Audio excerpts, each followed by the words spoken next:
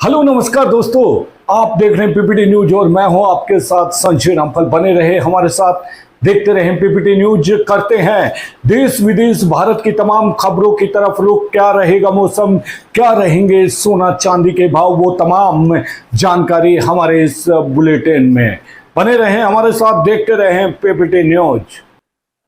20 अप्रैल 2024 को शनिवार है। यह विशेष दिन शनिदेव की पूजा आराधना के लिए समर्पित है। अब करते हैं मौसम की तरफ रुख। उत्तर भारत के कई राज्यों में आज 19 अप्रैल को मौसम मेहरबान होने वाला है। मौसम विभाग के मुताबिक आज सख्त गर्मी से राहत मिलेगी और कई इलाकों में तेज हवाएं, बिजली और बारिश देखी जा सकती है। राजधानी दिल्ली भी मौसम में नमी देखी जा रही है। आइए जानते हैं देश भर के मौसम का हाल।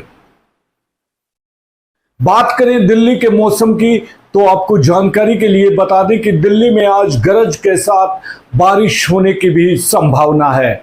इस मौसम में गतिविधि यानी कि बारिश, आंधी, तेज हवाएं, तूफान, ओलावृष्टि के कारण तापमान में गिरावट देखी जा सकती है। आपको बता दें कि मौसम की गतिविधियां देर शाम और रात के समय ही बनेंगी। 20 अप्रैल को यानी कि शनिवार को बादल छटने के बाद तेज सतही हवाएं चलेंगी। इन स्थितियों के कारण अचानक पारा बढ़ने की भी संभावना नहीं है। इन दिनों अधिकतम तापमान लगभग 36 डिग्री सेल्सियस तक रह सकता है। गौरतलब है कि अप्रैल महीने के अंत में दिल्ली का सामान्य तापमान लगभग 38 डिग्री सेल्सियस तक पहुंच जाता है। वहीं बात करें तो पंजाब, हरियाणा में भी गरज, बिजली और तेज हवाओं यानी कि 30 या 40 किलोमीटर प्रति घंटे के साथ छिटपुट बारिश हो सकती है। 19 अप्रैल को वार शनिवार को पश्चिमी उत्तर प्रदेश और राजस्थान में छिटपुट बारिश हो सकती है। अब करते हैं सोना चांदी की तरफ रुख। क्या रहा भाव, फिर महंगा हुआ सोना चांदी की कीमतों में आई गिरावट। जाने आज क्या है गोल्ड सिल्वर का रेट। अगर बात की जाए सोने के दामों में, यानी आज 19 अप्रैल को तेजी देखने को मिली, वहीं 20 तारीख को भी थोड़ा सा उछाल देखने को आया है। वही चांदी की कीमतों में गिरावट हुई है। India Boolean and jewellers association के मुताबिक गुरुवार शाम की तुलना में आज यानी शुक्रवार की सुबह सोना महंगा और चांदी सस्ता हुई है। आइए शुद्धता के आधार पर जानते हैं 10 ग्राम में गोल्ड कितने रुपए महंगा हुआ। बात करें कि भारतीय शराफा बाजार में उछाल थमने का नाम नहीं ले रही है। सोने की कीमतों में बढ़ोतरी हुई है। महंगा होने के बाद सोने की कीमत है वो मात्र 73,000 रुपए प्रति 10 ग्राम के पार है। वहीं चांदी का भाव 83,000 रुपए प्रति किलो से अधिक है। राष्ट्रीय स्तर पर 999 शुद्धता वाले 24 कैरेट के 10 ग्राम सोने की कीमत 73,596 है, जबकि 999 शुद्धता वाली चांदी की कीमत 83,113 रुपए है। अगर बात करें India Boolean and jewellers association की तो जानकारी के लिए आपको बता दें कि गुरुवार की शाम को 24 कैरेट का जो शुद्ध सोना था उसकी कीमत 73,477 रुपए प्रति 10 ग्राम था, जो आज सुबह 73,596 रुपए पहुंच गया है। इसी तरह शुद्धता के आधार पर सोना महंगा और चांदी सस्ती हुई है। अब करते हैं खबरों की तरफ रुख। जानकारी के लिए आपको बता दें कि हरियाणा बीजेपी का बढ़ा कुनबा। जी हां, चरखी दादरी से एक खबर लेते हैं। चरखी दादरी से हरियाणा विकास पार्टी और जनहित कांग्रेस में 2 बार के विधायक और अब जननायक जनता पार्टी के नेता सतपाल सांगवान ने थामा बीजेपी का दामन। हरियाणा के पूर्व मुख्यमंत्री मनोहर लाल खट्टर व कैबिनेट मंत्री जेबी दलाल ने सतपाल सांगवान को शामिल करवाया बीजेपी में। जी हां, जानकारी के लिए आपको बता दें कि सोनीपत सेक्टर 8 में स्थित बीजेपी दफ्तर में ये कार्यक्रम हुआ, जहां पर सतपाल सांगवान शामिल हुए। लोकसभा चुनाव से जेजेपी को बड़ा झटका देते हुए पूर्व मंत्री सतपाल सांगवान पर भारतीय जनता पार्टी में शामिल हो गए हैं। करीब 6 महीने पहले शक्ति प्रदर्शन कर हजारों की भीड़ जुटाकर सतपाल सांगवान ने किसानों के मुद्दे पर जेजेपी छोड़ने का ऐलान किया था। वहीं सांगवान ने शुक्रवार को सोनीपत में अपने समर्थकों के साथ सोनीपत पहुंचे, जहां पूर्व मुख्यमंत्री मनोहर लाल खट्टर ने बीजेपी की सदस्यता दिलाई। सतपाल सांगवान ने कहा कि कार्यकर्ताओं से राय शुमारी करके ही उन्होंने भाजपा में जाने का फैसला लिया है। जेजेपी के राष्ट्रीय उपाध्यक्ष रहे सतपाल सांगवान जेजेपी के राष्ट्रीय उपाध्यक्ष भी रह चुके हैं। सतपाल सांगवान ने कहा कि करीब 6 माह पहले कार्यकर्ता सम्मेलन करके शक्ति प्रदर्शन किया था। इस दौरान कार्यकर्ताओं से राय शुमारी करते हुए भाजपा में जाने का फैसला लिया है और आज वो भाजपा में शामिल हो गए हैं। उन्होंने कहा कि कांग्रेस ने टिकट की गारंटी नहीं दी तो कार्यकर्ताओं की बदौलत भाजपा में शामिल हो रहे हैं। कार्यकर्ताओं ने कहा कि उस पार्टी में जाएं जहां टिकट मिल सके। सांगवान ने पीएम मोदी की सराहना करते हुए कहा कि देश में बहुत अच्छा कार्य हो रहा है और तीसरी बार भी नरेंद्र मोदी देश के प्रधानमंत्री बनेंगे। सतपाल सांगवान चरखी दादरी से 6 बार विधानसभा चुनाव लड़ चुके हैं। आपको यह भी बता दें कि जानकारी के लिए बंसीलाल की हरियाणा विकास पार्टी हविप्पा के टिकट पर पहली बार 1996 में चरखी दादरी से विधायक बने थे। विधायक बनने से पहले सतपाल सांगवान टेलीफोन एक्सचेंज में एसडीओ के पद पर कार्यरत थे। नौकरी वीआरएस दिलाकर पूर्व सीएम चौधरी बंसीलाल उन्हें राजनीतिक में लाए थे। 2019 में जेजेपी से लड़े थे विधानसभा चुनाव। सतपाल सांगवान ने चरखी दादरी से हरियाणा जनहित कांग्रेस हजका के टिकट पर 2009 में दोबारा विधायक बने थे। बाद में वो कांग्रेस में शामिल हो गए और भूपेंद्र हुड्डा सरकार में सहकारिता मंत्री बने।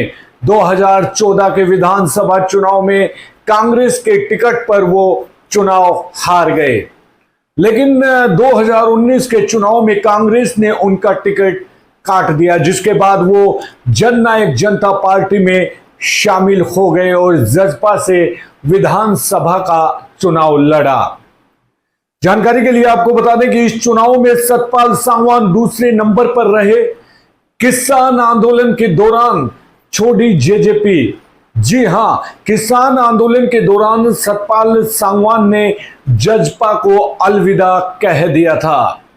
उसके बाद कभी भी जसपा के किसी भी प्रोग्राम या कार्यक्रम में उन्होंने शिरकत नहीं की।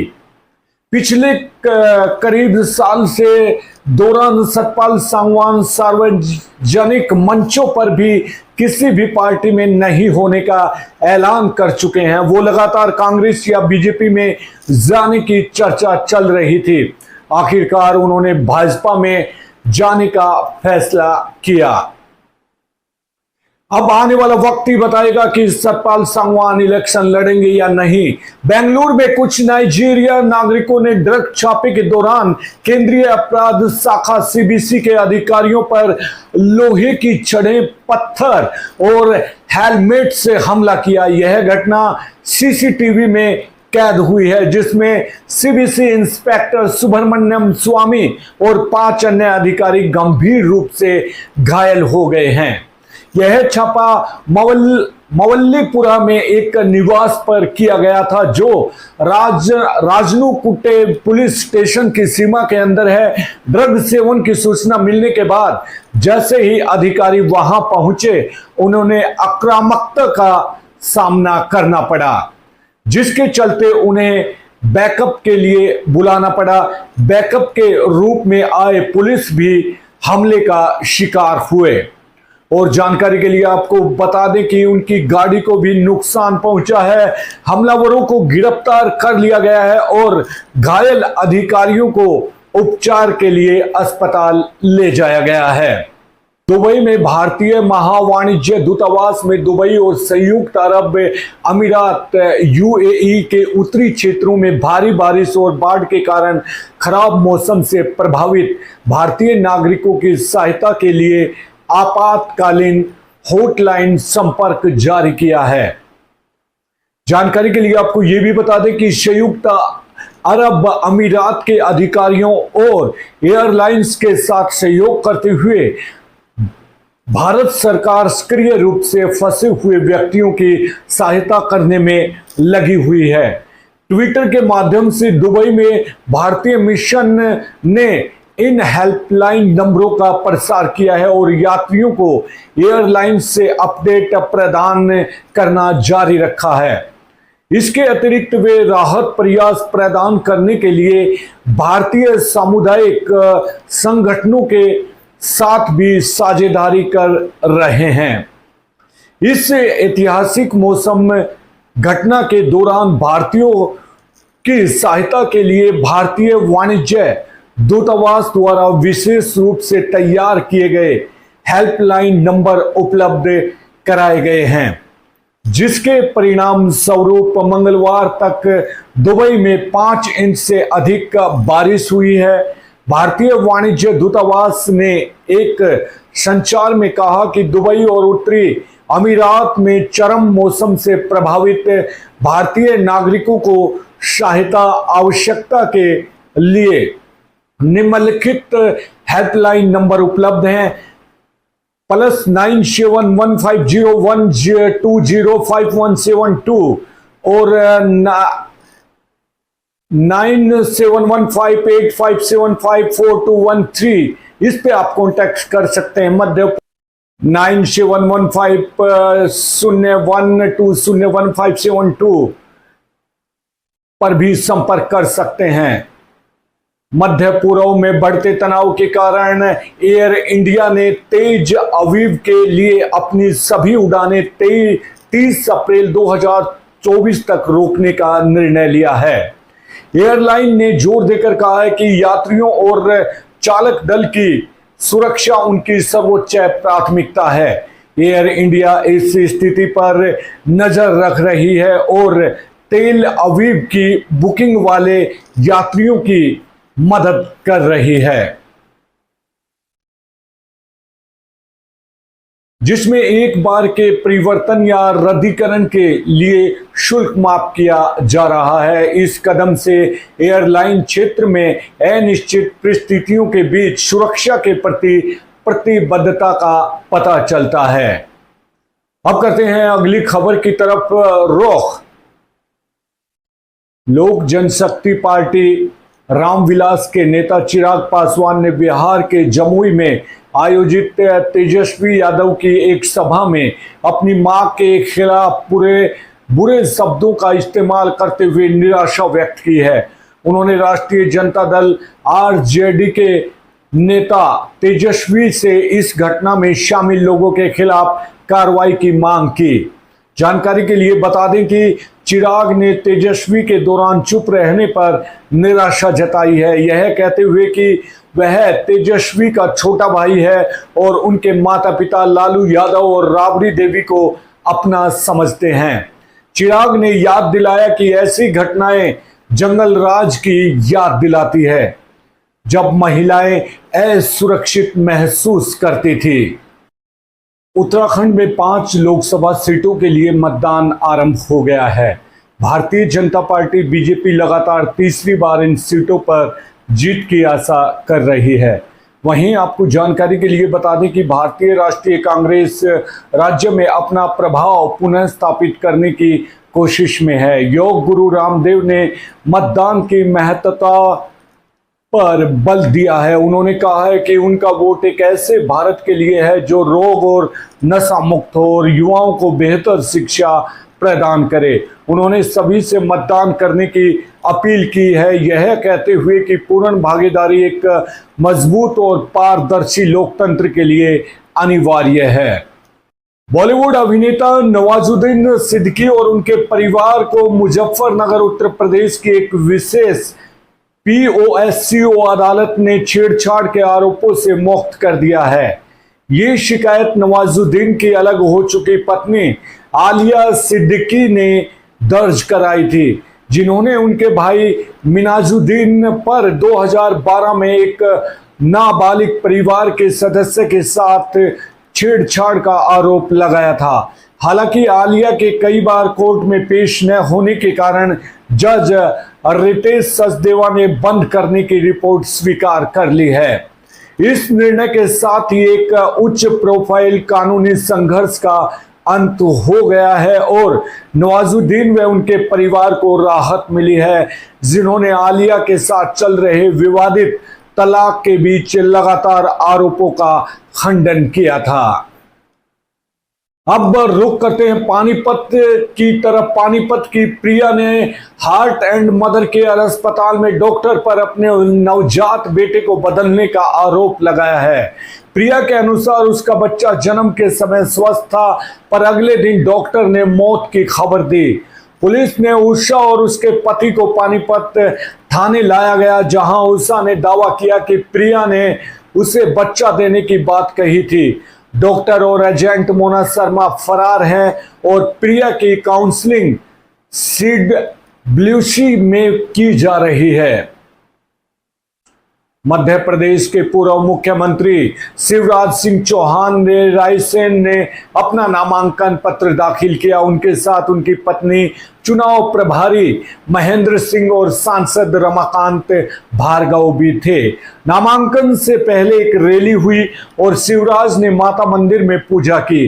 भाजपा ने विदिशा सीट से रमाकांत भार्गव का टिकट काटकर चौहान को उम्मीदवार बनाया, जो छठवीं बार चुनाव लड़ रहे हैं।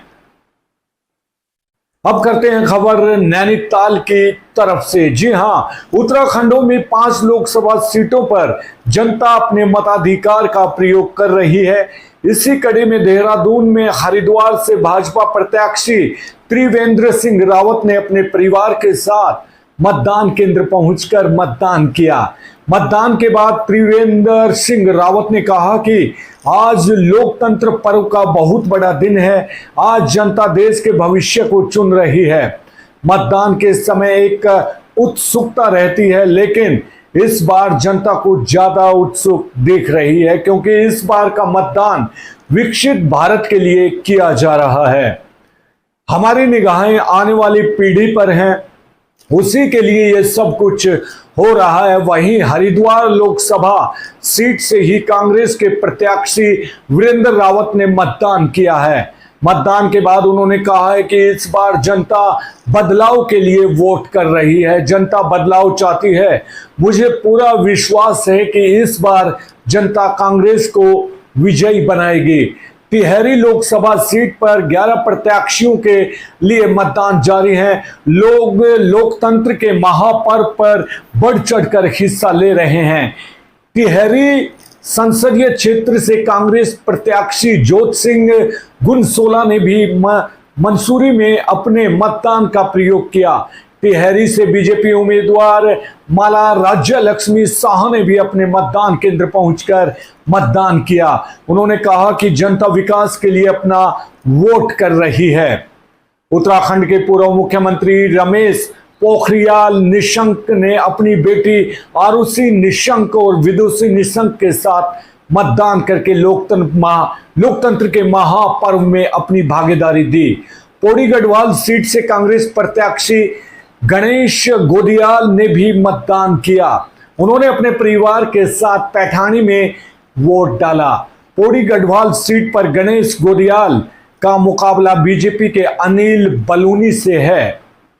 जानकारी के लिए बता दें कि बीजेपी विधायक किशोर उपाध्याय ने भी अपना वोट डाला है। किशोर उपाध्याय ने टिहरी की पाली चिड़ियारा मतदान केंद्र पर वोट डाला। अल्मोड़ा सीट पर बीजेपी के प्रत्याशी अजय टमटा ने अपने परिवार के साथ मतदान केंद्र जाकर मतदान किया। वहीं अल्मोड़ा से कांग्रेस प्रत्याशी प्रदीप टमटा ने भी अपने परिवार के साथ जाकर मतदान किया। इसके अलावा अगर बात करें नैनीताल सीट से बीजेपी प्रत्याशी अजय कुमार भट्ट ने भी अपने पूरे परिवार के साथ जाकर मतदान किया। झारखंड के चतरा जिले के टंडवा स्थित एनटीपीसी के थर्मल पावर प्लांट परिसर में शुक्रवार दोपहर आग लग गई। आग बुझाने के लिए दमकल की कई गाड़ियां बुलाई गई। परिसर में उठती तेज लपटों और धुएं से इलाके के लोग दहशत में हैं। आशंका व्यक्त की जा रही है कि शॉर्ट सर्किट की वजह से आग लगी है। फिलहाल एनटीपीसी प्रबंधन की ओर से इस संबंध में कोई आधिकारिक जानकारी नहीं दी गई है। आग पर काबू पाने का प्रयास चल रहा है। इससे पहले मार्च महीने में भी प्लांट के टीबी साइट में कन्वेयर बेल्ट में आग लगी थी। चिकित्सा विशेषज्ञों के मुताबिक 3 में से 1 बच्चा गैर अल्कोहल फैटी लीवर रोग से पीड़ित है। यह रोग मुख्य रूप से चीनी के अधिक सेवन के कारण होता है। 15 से 16 वर्ष की आयु के बच्चों में यह रोग एक चिंता का विषय बन गया है। पहले बच्चों को लीवर रोग से सुरक्षित माना जाता था। केवल 1 दशक में NAAFLD से पीड़ित बच्चों की संख्या 10 से 33% तक बढ़ गई। Ram Manohar Lohia institute of medical sciences के बाल चिकित्सा हेपेटोलॉजिस्ट पीयूष उपाध्याय ने कहा कि अधिक चीनी और अस्वास्थ्यकर वसा वाले प्रसंस्कृत भोजन का सेवन बच्चों में NAAFLD का रोग का प्रमुख कारण है। मीठे पेय और जंक फूड के खतरों के प्रति आगाह करते हुए उन्होंने बताया कि ट्राइग्लिसराइड्स नामक एक प्रकार की वसा लिवर कोशिकाओं में जमा हो जाती है। इससे शरीर द्वारा ली जाने वाली या उत्पादित वसा की मात्रा और लीवर की इसे संसाधित करने और खत्म करने की क्षमता के बीच असंतुलन हो जाता है। इससे इस रोग की संभावना बढ़ जाती है। उपाध्याय ने यह भी कहा कि यह असंतुलन कई कारकों जैसे आनुवंशिकी, गतिहीन जीवन शैली, मोटापा, इंसुलिन प्रतिरोध और अस्वास्थ्यकर आहार के कारण होता है। दशकों पहले फैटी लीवर रोग मुख्य रूप से शराब की लत के कारण होता था। उन्होंने कहा कि हालांकि गैर अल्कोहल फैटी लीवर रोग तेजी से आम होता जा रहा है।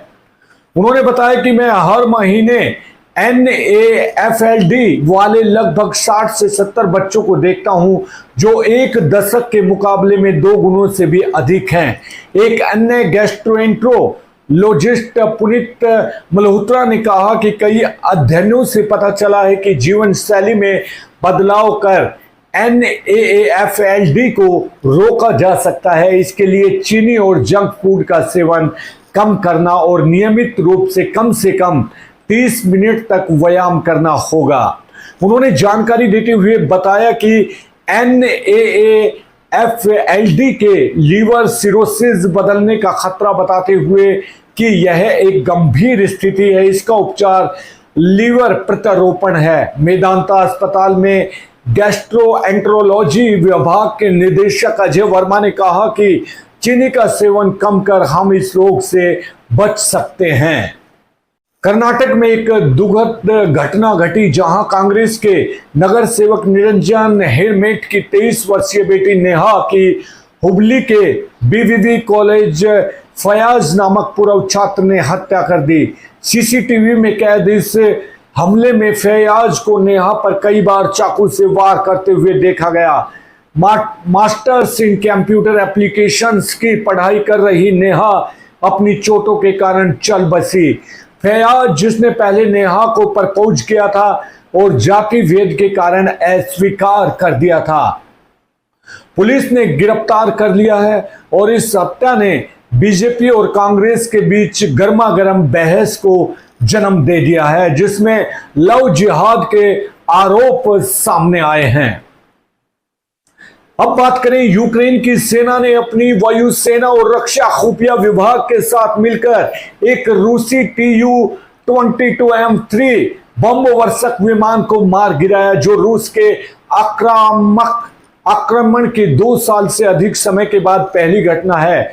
यूक्रेन ने रक्षा मंत्रालय से इस बम वर्षक के गिराए जाने की घोषणा की, जिसका इस्तेमाल यूक्रेनी शहरों पर हमले करने के लिए किया जा रहा था और 29 अन्य हवाई लक्ष्यों के नष्ट होने की भी जानकारी दी। इस बीच रूसी अधिकारियों ने बताया कि एक युद्ध मिशन के बाद स्टावरोपोल क्षेत्र में एक तकनीकी खराबी के कारण बम वर्षक विमान दुर्घटनाग्रस्त हो गया, जिसमें एक चालक दल के सदस्य की मौत हो गई और अन्य घायल हो गए। यूक्रेनी खुफिया ने बताया कि बम वर्षक को यूक्रेन से लगभग 300 किलोमीटर दूर मार गिराया गया था और वह स्टावरोपोल तक उड़ान भरने के बाद दुर्घटनाग्रस्त हो गया। हेलो नमस्कार दोस्तों, आप देख रहे हैं पीपीटी न्यूज और मैं हूं आपके साथ संजय रामपाल चरखी दादरी का हूं। चरखी दादरी की बातें करता हूं। आइए करते हैं चरखी दादरी जिले प्रशासन की अहम और पुख्ता खबरों की तरफ एक नजर। बने रहें हमारे साथ। केबल टीवी पर विज्ञापन चलाने से पहले लेनी होगी अनुमति। अब खबर विस्तार से। जानकारी के लिए आपको बता दें कि जिला निर्वाचन अधिकारी एवं उपायुक्त मनदीप कौर ने कहा कि लोकसभा चुनाव के दौरान कोई भी राजनीतिक दल अथवा उम्मीदवार सीधे केबल टीवी पर विज्ञापन नहीं दे सकता। केबल पर विज्ञापन देने से पहले उसे इस कार्य के लिए जिला में गठित समिति से विज्ञापन स्वीकृत कराना होगा। उन्होंने जानकारी देते हुए ये भी बताया कि भारत निर्वाचन आयोग द्वारा केबल टीवी चैनल तथा एफएम रेडियो पर राजनीतिक पार्टियों, उम्मीदवारों और व्यक्तियों द्वारा दिए जाने वाले विज्ञापनों के प्रसारण के लिए नियम बनाए गए हैं। उपायुक्त मनदीप कौर ने माननीय सर्वोच्च न्यायालय ने भी 13 अप्रैल 2004 को दिए गए अपने फैसले में कहा है कि राजनीतिक दल अथवा उम्मीदवार द्वारा जो भी विज्ञापन प्रसारित किया जाना है वह इस कार्य के लिए प्रदेश अथवा जिला स्तर पर गठित कमेटी के पास प्रसारण की तिथि से कम 3 दिन पहले आवेदन करें। यह कमेटी उस विज्ञापन की जांच करेगी, उसमें कोई आपत्तिजनक सामग्री तो नहीं है, ये भी जांचा जाएगा। जांच के बाद कमेटी उस विज्ञापन के भाग को काटने या उसमें बदलाव करने की हिदायत भी दे सकती है। ऐसे विज्ञापन दाताओं को अपने आवेदन में विज्ञापन बनवाने पर हुए खर्च, उसके प्रसारण का खर्च तथा सभी अदायगी चेक या ड्राफ्ट के माध्यम से करने का विवरण देना होगा। जिला निर्वाचन अधिकारी मनदीप कौर ने बताया कि यदि विज्ञापन राजनीतिक पार्टी अथवा उम्मीदवार के चुनाव हित के लिए दिया जा रहा है तो आवेदक को इस बारे में भी स्पष्ट करना होगा और यदि गैर राजनीतिक उद्देश्य से विज्ञापन दिया जाना है तो उसे भी यह शपथ पत्र देना होगा कि उस विज्ञापन को किसी भी राजनीतिक दल अथवा उम्मीदवार द्वारा प्रायोजित नहीं किया गया है और ना ही उसका प्रयोग राजनीतिक हित के लिए किया जाएगा। उन्होंने जानकारी देते हुए बताया कि कोई भी केबल सर्विस किसी भी विज्ञापन अथवा प्रसारण का बिना अनुमति एवं बिना विज्ञापन कोड नहीं कर सकता और किसी भी विज्ञापन को कोड प्राप्त करने के लिए उसमें किसी भी प्रकार का जातिगत प्रभाव नहीं होना चाहिए। किसी भी केबल ऑपरेटर और टीवी चैनल द्वारा देश के कानून को अपनाए बिना किसी भी विज्ञापन का प्रसारण नहीं किया जा सकता और जिस विज्ञापन में नैतिकता, शालीनता का अपमान तथा देखने की दृष्टि से संवेदनशील एवं जिसमें चौंकाने वाले घृणा और विद्रोह आदि की भावना झलकती हो, उसका प्रसारण करना भी कानूनी जुर्म है। उन्होंने जानकारी देते हुए ये भी बताया कि भारतीय निर्वाचन आयोग द्वारा सभी प्रसारणों की समीक्षा भी की जाएगी।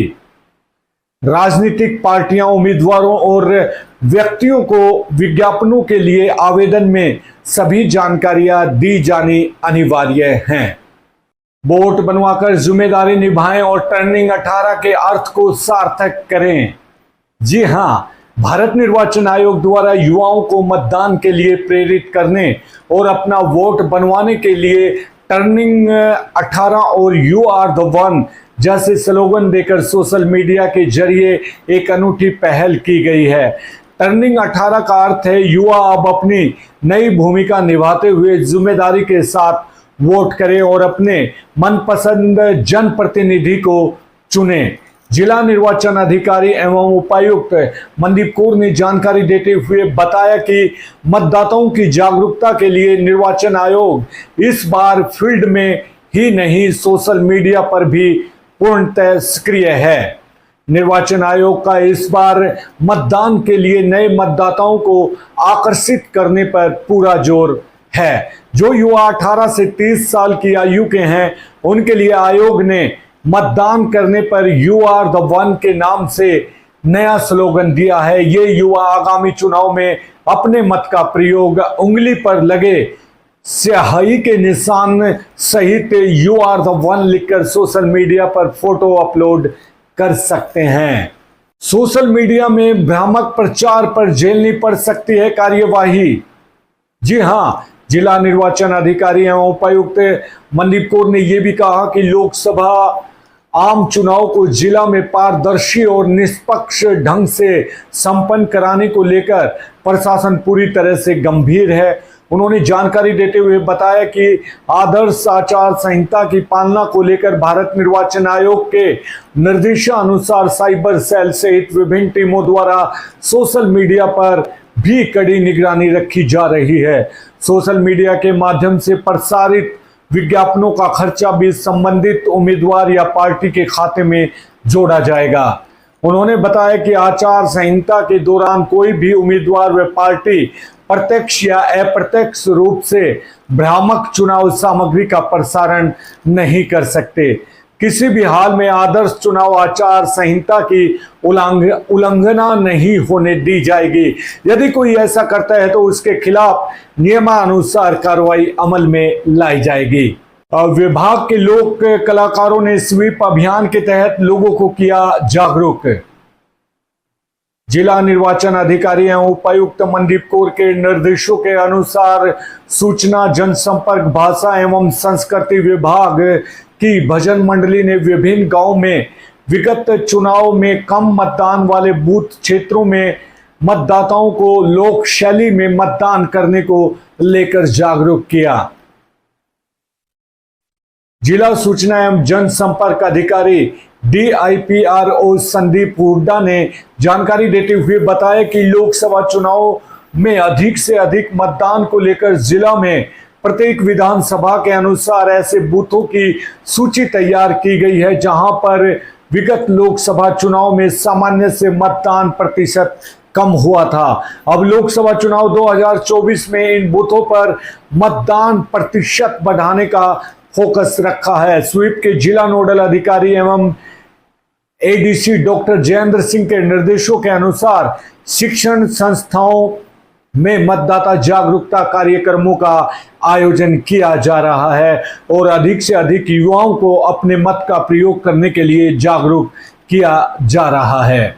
आगामी 5 मई को दोपहर 1 बजे से पुरानी सब्जी मंडी करनाल में भगवान परशुराम जी की जयंती पर आयोजित होने वाले समारोह को सफल बनाने हेतु चरखी दादरी के आमंत्रण कार्यक्रम में वक्तव्य देते हुए कार्तिक शर्मा जी की भगवान परशुराम जी की। मैं जब भी दादरी आता हूं तो मुझे जो प्यार मिलता है, जो आशीर्वाद मिलता है बड़ों का, बुजुर्गों का, जो युवा साथियों का प्यार मिलता है, वो ऐसे लगता है ही नहीं कि एक मैं दादरी आया हूं, मुझे लगता है मैं अपने घर आया हूं। जैसे मुझे अपने घर में मेरे माता पिता मेरे परिजन प्यार करते हैं, वैसे ही आप लोगों ने प्यार दिया है। इसके लिए बहुत बहुत धन्यवाद, बहुत बहुत कृतज्ञ हूँ। मंच पे विराजमान भूराज शास्त्री जी, महावीर प्रसाद जी, सतबीर गौड़ जी, आयोजक सुनील जी, राजेश बंटी भाई जिन्होंने बहुत मेहनत की इस कार्यक्रम के लिए, देवकी नंदन जी, श्याम कृष्ण जी, प्रशांत टूडीवाला जी, और कोई अगर किसी का नाम रह गया हो तो मैं उनसे भी क्षमा चाहूँगा, लेकिन डॉक्टर राजेश जी और एडवोकेट धर्मवीर शर्मा जी, हरीश शर्मा जी, मेरे जितने भी साथी बुजुर्ग और दादरी से आई जनता, आप सबका बहुत बहुत धन्यवाद। मैं हमेशा कहता हूँ, लेकिन दादरी आकर मुझे इस बात का एहसास होता है ज़्यादा अधिकतम, क्योंकि दादरी में पता नहीं क्या है, बहुत एक लगाव सा है जो मेरे पिता विनोद शर्मा जी के साथ भी था और मुझे भी वो लगाव मिलता है, वो आशीर्वाद मिलता है। तो मैं सबसे पहले भाई सुनील शर्मा ने कुछ कहा, वहीं से अपनी बात शुरू करना चाहूँगा।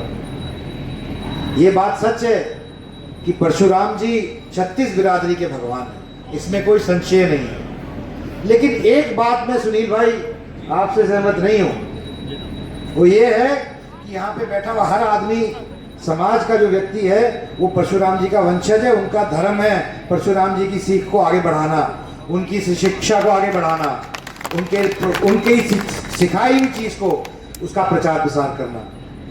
जैसे उन्होंने कहा, मैं तो एक दूत के रूप में आपके सामने आया हूँ, विनोद शर्मा जी के दूत के रूप में आपके सामने आया हूँ, उनका संदेशा लेकर आया हूँ। आने वाली 5 तारीख को भगवान परशुराम जी के जन्मोत्सव के उपलक्ष्य में करनाल में 1 बजे पुरानी सब्जी मंडी में एक भव्य कार्यक्रम होगा और मैं उस कार्यक्रम का निमंत्रण देने आया हूँ आपको पंडित विनोद शर्मा जी की तरफ से। और ये निमंत्रण सिर्फ ब्राह्मण समाज के लिए नहीं है, ये निमंत्रण 36 बिरादरी के लिए, ये बात सही है। लेकिन इस कार्यक्रम को सफल बनाने की जिम्मेवारी यहाँ बैठे हर प्रत्येक व्यक्ति की है। तो मैं मानता हूँ कि जो लोग यहाँ बैठे हैं वो अकेले नहीं आए हैं, उनके साथ 100-200 लोग और भी हैं। तो मैं आपसे सिर्फ इतना निवेदन करना चाहता हूँ कि देखिए, लोकतंत्र के अंदर सिरों की गिनती होती है, लोकतंत्र के अंदर सिरों का महत्व होता है और सही समय पर, सही पटल पर सक्षम सशक्त तरीके से अपनी बात रखना हमारी जिम्मेदारी बनती है, समाज के प्रति भी और अपनों के प्रति भी। खासकर जो बड़े बुजुर्ग बैठे हैं, जो नौजवान साथी यहाँ पर हैं, मेरे युवा साथी, मैं उनसे भी अपील करना चाहूँगा। हम सबसे युवा देश है, भारत की 65% आबादी 35 साल से कम उम्र की है। तो उसके नाते हमारे युवा पीढ़ी का दायित्व बनता है कि जो रास्ता हमारे बूढ़ों ने, बुजुर्गों ने हमें दिखाया है, उन्होंने तो नियमित तरीके से अपना जीवन जिया है, अपनी विचारधारा पे, अपनी पद्धति पे जीवन जिया है और हमें रास्ता दिखाने का काम किया है।